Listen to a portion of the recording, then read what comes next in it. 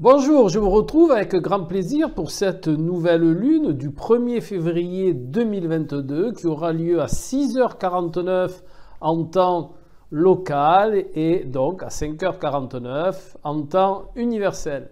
Donc cette nouvelle lune, elle se situe dans le signe du Verseau. Vous voyez, en haut, il y a le Soleil et la Lune qui sont sur le même degré zodiacal. De plus, va se joindre à cette conjonction solilunaire Saturne. Donc, nous avons là une triple conjonction qui est faite du Soleil, de la Lune et de Saturne. Triple conjonction qui vaut son pesant de cacahuètes. Donc, nous sommes dans le signe du Verseau. Le Verseau représente le collectif, représente l'ensemble, la globalité d'un certain cercle, la globalité des gens d'un pays, d'une association, de tout groupement. Donc on pourrait dire que là, cette nouvelle lune, elle va proposer une nouvelle direction au collectif. Et non seulement une nouvelle direction parce que nous sommes dans le signe du Verseau, mais comme Saturne se joint à cette conjonction, eh bien on peut dire aussi que cela va proposer une nouvelle structure à ce collectif, de nouvelles règles. Eh bien, si l'on fait un parallèle, on peut déjà voir ça au niveau de la France, puisque ça correspond à la mise en place de nouveaux règlements. Et cela est valable au niveau du pays, bien entendu, mais c'est aussi valable au niveau individuel. Donc, dans votre vie, il va y avoir de nouvelles règles, de nouveaux concepts ou une nouvelle vision de votre collectif. Alors, votre collectif, bien entendu, il fait partie de votre écosystème et vous allez, que ce soit, par exemple, si vous êtes entraîneur de football, eh bien, vous allez mettre de nouvelles règles en place, une nouvelle structure. Si vous êtes chef d'équipe, eh bien, c'est pareil, vous allez mettre en place une nouvelle vision de ce collectif, et tout ça dans tous les domaines qui représentent votre collectif. Cela peut être au niveau amical aussi, bien entendu, puisque le Verseau est par analogie associé à la maison 11, qui est la maison des relations amicales. Eh bien, vous allez entrevoir soit une nouvelle manière de gérer vos amitiés, une nouvelle manière de les structurer, une nouvelle manière simplement de les vivre. Et ça, c'est très très important. Maintenant, il y a un autre facteur qui se joint un petit peu à tout ça, c'est Uranus. Vous voyez, Uranus, il est en bas, dans le signe du Taureau. Vous suivez le trait rouge qui part d'Uranus, qui est dans le signe du Taureau, et qui remonte jusqu'à cette conjonction solilunaire. Donc il faut savoir que, comme par hasard, Uranus est le gouverneur du signe du Verseau, là où se situe cette triple conjonction de la nouvelle lune. Donc quelque part, on peut dire que cette triple conjonction solilunaire, eh bien, elle est en carré, c'est-à-dire un aspect qui pousse aux fesses. Voilà. Pour pas dire non bénéfique, mais c'est un aspect qui est très actif, c'est un aspect qui va vous pousser à faire des choses même si vous n'en avez pas envie. Eh bien voilà, eh bien, comme je vous disais, cette triple conjonction solilunaire, elle est en carré avec le gouverneur du signe où elle se réalise. J'espère que je suis clair. Ce qui veut dire que, eh bien, cette triple conjonction solilunaire, elle est en disharmonie avec le gouverneur du signe du Verseau, qui est Uranus. Donc pour faire un petit peu plus compréhensible, qu'est-ce que ça va donner? Alors il faut savoir que Uranus est une planète, c'est la planète de la nouveauté, de la technologie, des nouvelles visions. Mais c'est aussi la planète qui représente les rébellions, qui représente tout ce qui touche à la liberté, à l'indépendance et au changement. Mais c'est aussi une planète d'air, donc elle est dans la communication. Elle est, je dirais même plus, dans la communication et dans la revendication. Eh bien, déjà dans le signe du Taureau, où elle se trouve actuellement, Uranus n'est pas au mieux, puisque c'est son signe de chute. Son signe de chute, ça veut dire qu'elle se sent pas bien. Voilà, pour faire très simple, elle montre plus son mauvais côté, si vous préférez. Et son mauvais côté, c'est quoi à Uranus? Eh bien, c'est la rébellion. C'est, entre guillemets, un esprit révolutionnaire. Et dans le signe du Taureau, eh bien, elle a envie de révolutionner les habitudes. Elle a envie de révolutionner les principes acquis. Eh bien, nous avons là la quintessence de cette nouvelle lune. Car Uranus, je vous l'ai dit, est en carré avec la triple conjonction, solilunaire et Saturne. Eh bien, Uranus, il va insuffler cette notion de rébellion, cette notion de « je veux me libérer des choses anciennes ». Et c'est pour ça que la nouvelle lune, quelque part, même si elle est en carré, eh bien, elle va pousser, qu'on le veuille ou pas, à changer nos structures anciennes et à mettre des nouvelles à la place. C'est pour ça qu'il y a cette relation entre Uranus, le Taureau, le Verseau et cette triple conjonction soli-saturnienne, on va dire, pour bien s'en rappeler. Voilà. Donc Uranus, de par le carré, il va pousser, il va dire, voilà, moi j'en ai ras la casquette de ces anciens concepts en ce qui concerne le collectif, de ces anciennes habitudes, de ces stratégies et comportements obsolètes. Et bien grâce à sa relation avec la nouvelle lune et Saturne, eh bien tout ça va faire que malgré nous, pour certains, eh bien il va falloir mettre en place de nouvelles structures concernant ce dont je vous ai parlé, nos collectifs. Voilà. Et en même temps, comme je vous l'ai dit, le milieu amical va être bien entendu compris dans ce collectif. Et c'est intéressant parce qu'il y a justement cette notion de rébellion qui va apporter son lot de remue-ménage. Voilà. Pourquoi c'est intéressant? Parce que quand on reste dans notre zone de confort, eh bien, il n'arrive pas grand-chose. Et on n'avance pas, et on stagne.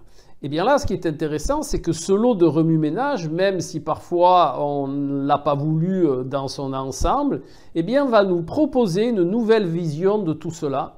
Et nous allons comme ça pouvoir, bon gré mal gré, arriver à des changements dans notre perception du collectif, qui en finalité va être de bonne aloi.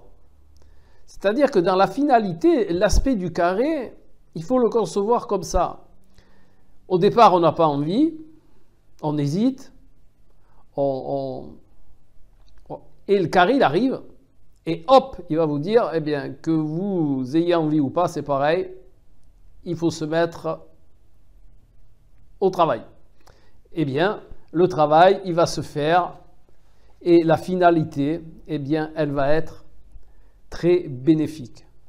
Parce que vous n'êtes pas sans savoir que dans la vie émouvance, la vie bouge, je dirais même la vie, elle est très vivante, petite image, et elle avance tout le temps. Et si nous, on n'avance pas, eh bien, forcément, ça va créer des tensions et des décalages, et ça risque d'être très ennuyeux. Donc là, quelque part, on pourrait imaginer le carré comme quelque chose qui va nous pousser dans le sens du vent, qui va nous pousser à suivre notre chemin de vie à son rythme et pas à notre perception du rythme que l'on devrait avoir. Si vous préférez, ce moment de tension va pouvoir mettre en adéquation le rythme de notre chemin de vie avec notre rythme à nous.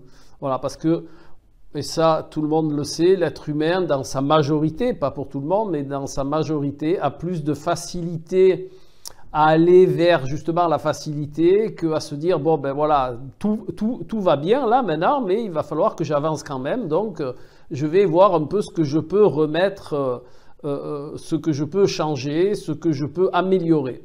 Eh bien, le carré, on pourrait dire que c'est une obligation d'amélioration. Voilà. Et cette amélioration, eh bien, grâce à cette nouvelle lune, qui dit nouvelle lune, eh bien, dit nouveau précepte, eh bien, ça va être au niveau du collectif. Et bien entendu, le Verseau est un signe d'air. Et comme signe d'air, eh bien, il est plus dans l'appréciation mentale des choses. Hein. Saturne, qui est dans la tradition le second maître du Verseau, donc on pourrait dire que Saturne est chez lui, donc il est puissant. Eh bien là-dedans, ce qui n'est pas très puissant, en réalité, c'est la Lune. Hein.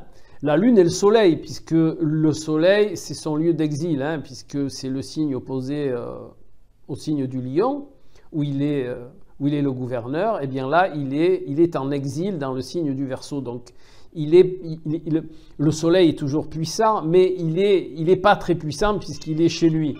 Voilà. Donc, partant de ce principe, eh bien, ce qui est de plus fort dans cette position-là, eh bien, c'est Saturne. Voilà. Et Saturne, il va engranger justement le côté un petit peu rigide, hein, le côté j'ai ça à faire, je suis très responsable, eh bien il va falloir que je le fasse comme ça. Voilà. Et il ne va pas tenir compte, bien entendu, de la Lune. Hein. Donc il ne va pas tenir compte de ce côté émotionnel. Il ne va pas tenir compte de la sensibilité lunaire. Et de ce fait, il risque d'y avoir, bien entendu, un petit peu de crissement, un petit peu de frottement au niveau des émotions.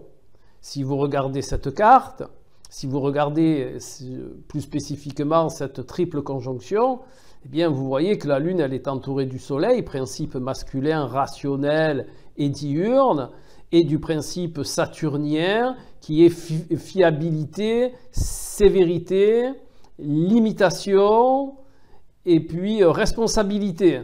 Donc la Lune, entre ces deux principes, elle est un peu entourée de manière un peu stricte. Voilà. Donc c'est sûr que cette nouvelle Lune, sur le plan émotionnel, eh bien, ça va pas être tout à fait calme. Et de plus, eh bien, ça va engendrer peut-être une petite frustration au niveau de l'expression de ces émotions, hein, puisqu'on va les rationaliser, on va grâce au Soleil, on va les rendre vraiment un petit peu trop chaleureuses, hein, c'est-à-dire elles vont bouillir à l'intérieur. Pourquoi? Eh bien parce que Saturne va quelque part les empêcher de s'exprimer. Donc le Soleil d'un côté, il va faire bouillir l'eau, et de l'autre côté, Saturne, il va maintenir le couvercle sur cette eau qui bout. Voilà. Donc ça va créer un remous intérieur. Mais soyez sans crainte, les effets de la nouvelle lune durent 3 jours et demi. Donc voilà, ne prenez pas de décision hâtive dans l'instant, laissez poser l'eau, hein, laissez-la refroidir. Voilà, ne vous décidez pas sous l'influx de cette eau qui bout, de cet émotionnel qui ne peut pas s'exprimer à sa juste mesure. Laissez passer et après vous aurez tout loisir de vous exprimer. Voilà. Donc, je fais un petit peu un récapitulatif sur le principe.